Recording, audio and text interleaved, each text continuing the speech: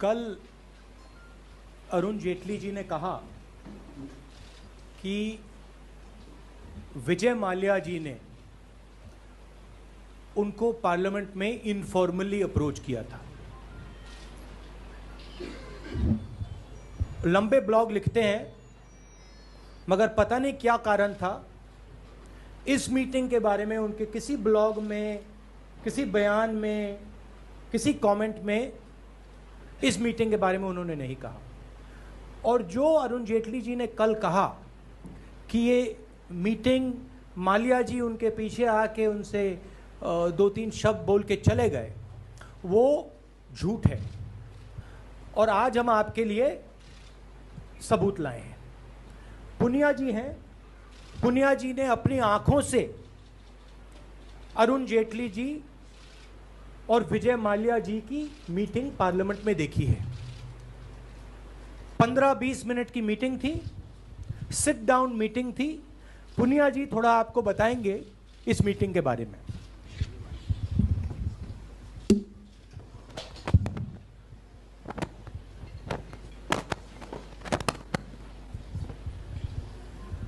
दो 2016 बजट सत्र की बात है।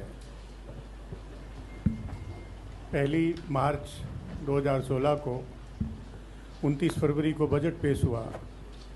1 तारीख को मैं पार्लियामेंट हाउस के सेंट्रल हॉल में बैठा था और तभी मैंने देखा अरुण जेटली जी और विजय माल्या वो आपस में बात कर रहे हैं, खड़े होकर कोने में बात कर रहे हैं और बहुत अंतरंग, दोनों एक दूसरे को जैसे कि अंतरंग बातें होती उस तरह से बात कर रहे थे। फिर 5-7 मिनट के बाद फिर वहाँ पर सेंट्रल हॉल में बेंच में बैठ के भी बात करना उन्होंने शुरू किया और बात अपना करते रहे। और विजय माल्या उस सत्र में केवल 1 मार्च को ही आए थे और अरुण जेटली जी से मिलने के लिए आए थे, तो उन्होंने उनसे मुलाकात की।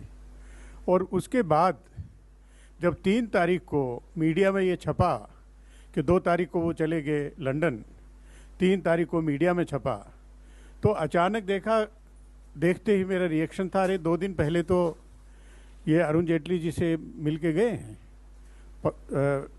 सेंट्रल हॉल में मिले हैं। और उसके बाद जितने भी मीडिया बाइट होंगी, जितने भी मेरी डिबेट्स में, वो विदाउट एक्सेप्शन मैंने उसका जिक्र किया कि 2 दिन पहले अरुण जेटली से विजय माल्या मिल के गए हैं। पूरी तरह से सबूत है। और ये अभी 2.5 साल तक चुप्पी साधे रहे, 2.5 साल तक रहस्य बनाए रहे। इस बीच में पार्लियामेंट की डिबेट भी हुई, उन्होंने जवाब भी दिया, लेकिन कहीं उन्होंने जिक्र नहीं किया कि उनकी मुलाकात विजय माल्या से हुई, चाहे छोटी हुई, लेकिन उसका जिक्र तो करना चाहिए था। लेकिन छोटी नहीं, पुख्ता विधिवत वो मुलाकात करते रहे और सेंट्रल हॉल में उसका रिकॉर्ड है। और मेरी चुनौती है, वहाँ पर सीसीटीवी कैमरा लगे हैं, वो सीसीटीवी फुटेज देख लें 1 मार्च के, तो उनसे पता लग जाएगा, या तो वो राजनीति छोड़ दे या मैं राजनीति छोड़ दूंगा। ये एक बहुत गंभीर बात है। देश जिस पे विश्वास करता है, उस विश्वास को ही सीधे सीधे हमला हो तो फिर सरकार में रहने के लायक नहीं है, ये विचार करना होगा। और उसके पूरे रिकॉर्ड हैं। 1 तारीख को वो आए थे, उन्होंने रजिस्टर पे दस्तखत किए और मुलाकात की। मुलाकात करने के बाद जो बताया, जो चले गए, इससे बहुत स्पष्ट है कि उनसे बात करके गए हैं, उनसे अनुमति लेके गए हैं, उनसे सलाह मशवरा करके वो लंदन गए हैं कि यहाँ पर आपको परेशानी होगी, आप यहाँ से चले जाओ। ये हमारा आरोप है और अंदाज भी है। अब इस पे 2 और सवाल उठते हैं।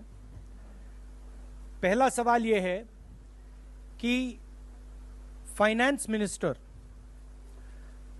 एब्सकॉन्डर से बात करता है, एब्सकॉन्डर फाइनेंस मिनिस्टर को कहता है कि मैं अब लंदन जाने वाला हूं, और फाइनेंस मिनिस्टर ने ना सीबीआई को बताया, ना ईडी को बताया, ना पुलिस को बताया?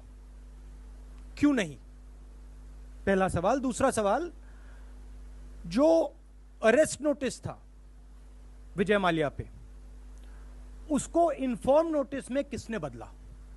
यह काम वही कर सकता है जो सीबीआई को कंट्रोल करता है।